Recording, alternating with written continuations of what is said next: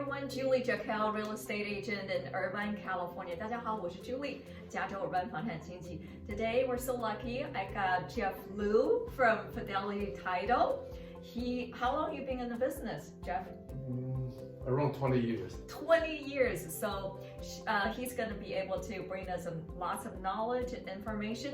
And as I promised you before, we're going to talk about vesting. So Jeff, can you tell us how many different ways of taking title, vesting? Wow, there are so many ways, but the most common way in California, remember, California is a community state. So of course, a lot of people holding title, couple, they are using community property with right of survivorship to hold title. But to answer your questions, we are so many ways of holding titles. The first way is community property. Okay. And the second way is joint tenancy. The third way, tenancy in common.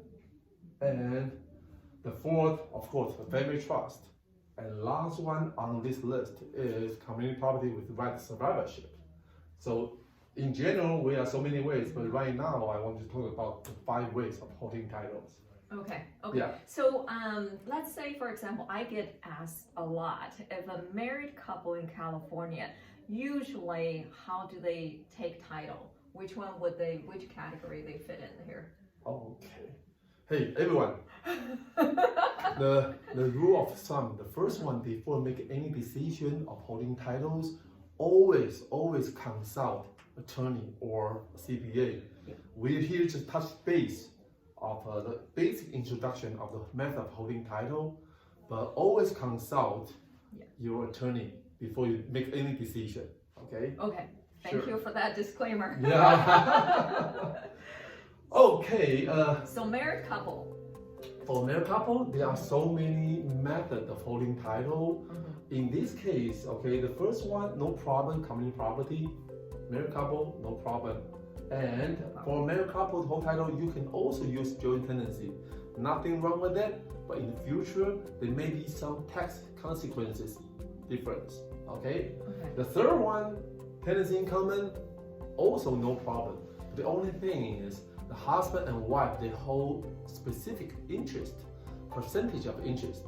So, you know, for example, my father gave me $500,000 to buy a property, and my wife's father support her to buy a property, $500,000. When we purchase one property with $1 million, we can hold title as 50% of me and 50% of my wife herself. It's not a problem at all. Yeah. Okay. And the fourth one is family trust, which I would say the most proper way. But I'm not suggesting you to do that. But this one in family trust is a well-planned asset, you know, distribution if anything goes wrong. So, you know, for the family trust, I think there will be another topic for this one. Okay. Sure. Okay. And the fifth one is community property. Again, community property with right of survivorship. You may ask me, hey Jeff, what is the difference between community property and the fifth one, community property with right of survivorship? Of course, it's very self-explanatory. The fifth one has a right of survivorship, which means, for example, the husband passed away, the wife automatically take over the interest of the property. Whereas the first one, community property, without the right of survivorship, which means each people, they can convey their interest full well upon the death. Okay. That's it. Okay. Yeah. So yeah, this is really clear. And one question I had, and actually one of my buyers asked me,